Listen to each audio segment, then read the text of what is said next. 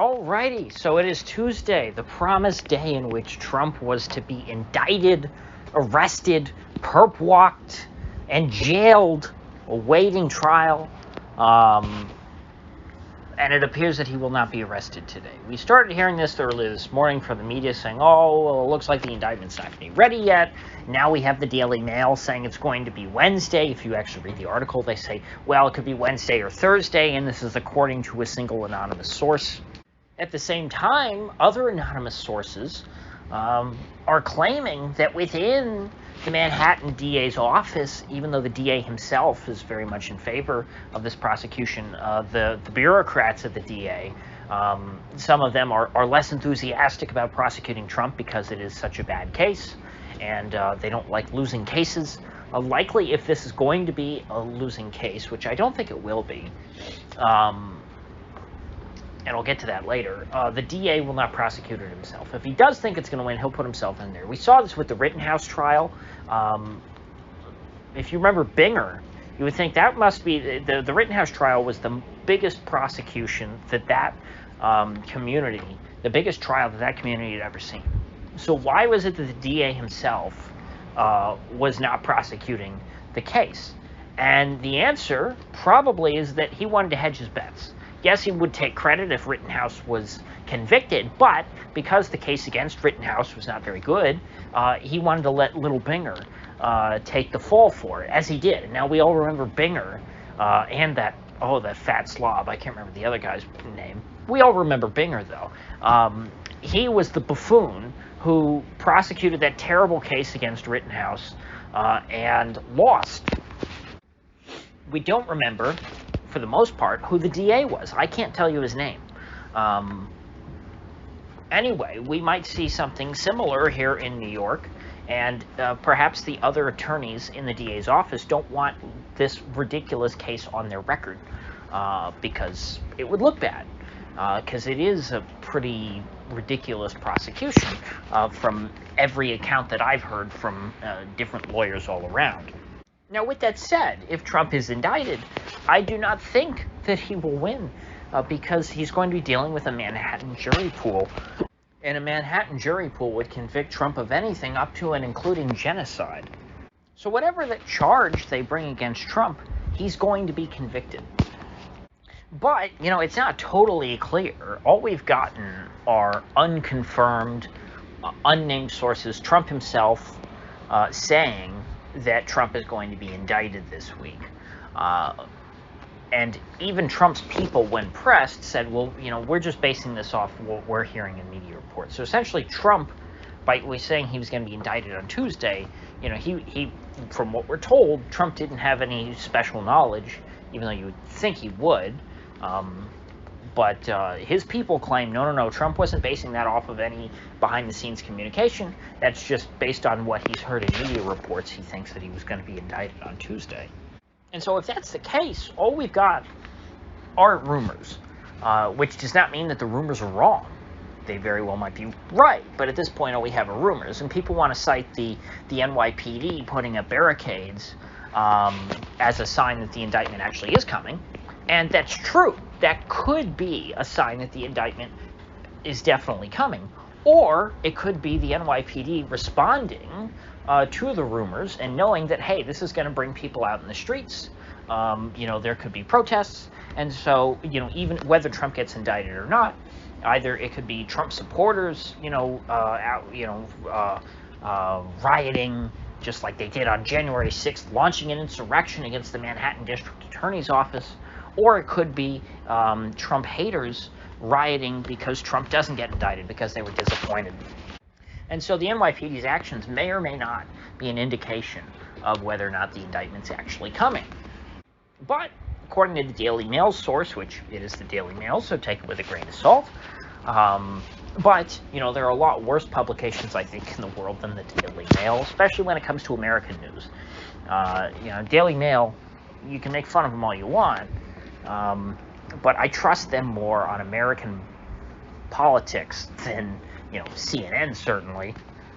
So anyway, Daily Mail source says that there's one more big witness who's going to testify before the grand jury, and that will be on Wednesday. So there definitely won't be an indictment until Wednesday at the earliest.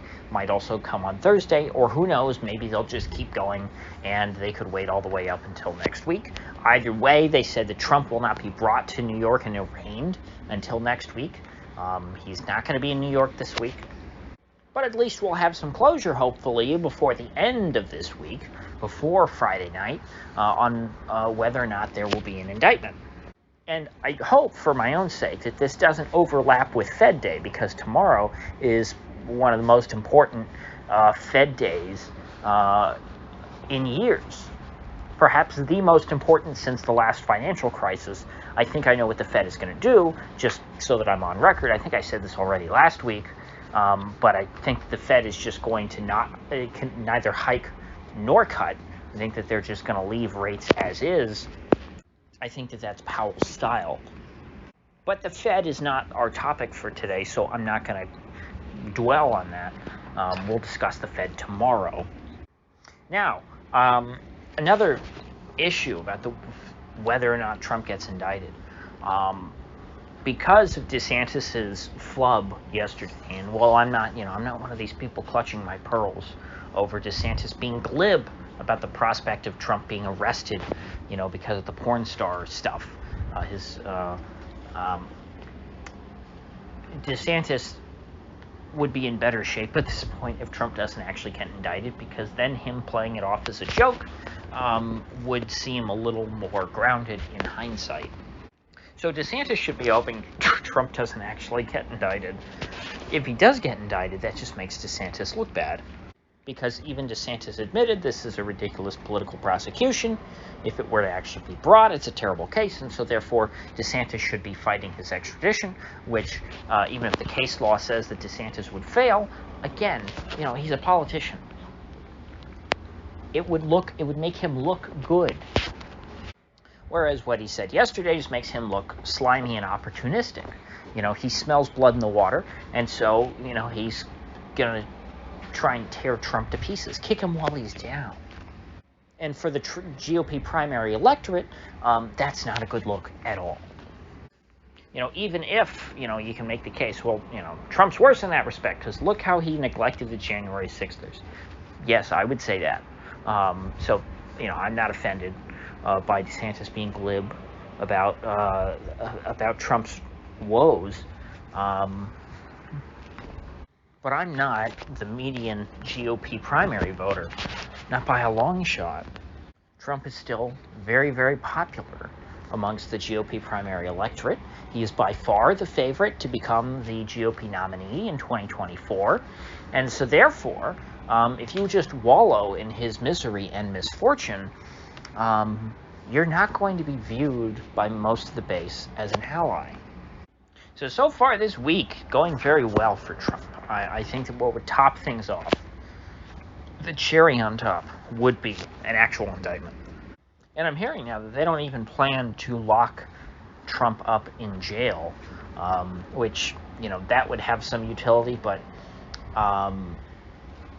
he's being released on his own recognizance if he gets indicted, from what I've heard. That was what I heard this morning, I think, from Brian Entin of News Nation, who's not a bad guy. I mean, News Nation, for those of you who don't know, I don't watch it, but it's trying to be what CNN was like before Trump, before their brains broke. They're trying to be the ones to, who were like, oh, well, we take ourselves seriously. We don't have political biases at all. Kind of the old myth of the media that doesn't exist anymore. That's what News Nation is trying to bring back. But I'll give them a golf clap, I guess, for effort. Most of their people I don't particularly like, but I don't hate them. They're not people who I have disdain for. And Brian Entin is, I think, a pretty decent reporter. I was familiar with him because of the Gabby Petito stuff, and I thought he did very good on that story. He was the number one source of information on the Gabby Petito story. So anyway, this is off topic. I'm not here to try and defend the media. But my point is, this guy seems kind of reliable to me. If he's saying now that Trump probably won't be held in jail, that's something that I'm willing to take seriously. And so if Trump, in fact, is not locked in a Manhattan jail, if he doesn't become, jailbird Michael or Don Trump, I was trying to do an alliteration there, but I thought if I said jailbird John Trump, that nobody would get that. But anyway, if he gets indicted and then he gets released, he can go out and campaign. He can, fly to Waco for the 30th anniversary of the Waco siege, which, by the way, really hope that Trump is doing that out of respect and is going to make a statement, perhaps make a broader point about, the feds persecuting ordinary Americans. Because, libs are already trying to piss on Trump for having a rally in Waco on the anniversary of the siege, and he's like, oh look, he's going to there, on a day that's so important to his fellow insurrectionists. I mean, there were actual feds on Twitter all day today bragging about how they murdered innocent women and children in Waco. I mean, make no mistake, there's no moral gray area. The people, our enemies, are bad people through and through. Like Peter Strzok, who was, one of them, very prominent Fed. There's not an ounce of humanity in that man or any of them. People like Jim Comey or Mueller or Bill Barr. These are all 100% bad people. They're the kind of people who you would not invite on things. You know how we talk about, we got to put, we fight with our relatives about politics on Thanksgiving. These people are not like that. These aren't the kind of people you fight with. These are the kind of people who you disagree with, they kill you. That's their attitude. So you don't let them into your house. And I think that's part of the reason why what DeSantis said yesterday is so damaging to him and his reputation. It's that it looks like he's siding with these people, with the worst people in America. Because this is kind of a binary issue on the Trump, at the moment, the Trump indictment question. It's a visceral, litmus test. Either if you like the idea, you're one of the baddies for the most part. I mean, I wouldn't say that about every single citizen. I have a much more nuanced view of people. But as far as the GOP primary electorate's concerned, this is an easy litmus test. Either you're outraged about this, or you agree with it, and you're one of these people like Peter Strzok who celebrates the murder of innocent women and children, of people being burned alive. So anyway, I mean, I don't think that DeSantis, can never recover from this. But it's certainly, I would say that the election at this point is Trump's to lose. And it was that way to begin with, and Trump was doing a good job, I thought, of losing it for the last few months, because he was just so irrelevant. But, he's back in the spotlight now, and now he just needs to maintain that. And I'm not saying that as someone who, I adore Trump. Never adored Trump. But at this point, it needs to be him, DeSantis, or Bobby Kennedy, one of those three. And Trump is the only one who has a presidential record, and he has a bad record on a lot of stuff, a lot of very important things, like his beloved jabs that he's still trying to force onto people, the jabs that he refuses to apologize for inflicting upon us through his Operation Warp Speed, which, the only thing warp speed about it was the speed at which it poisoned our population.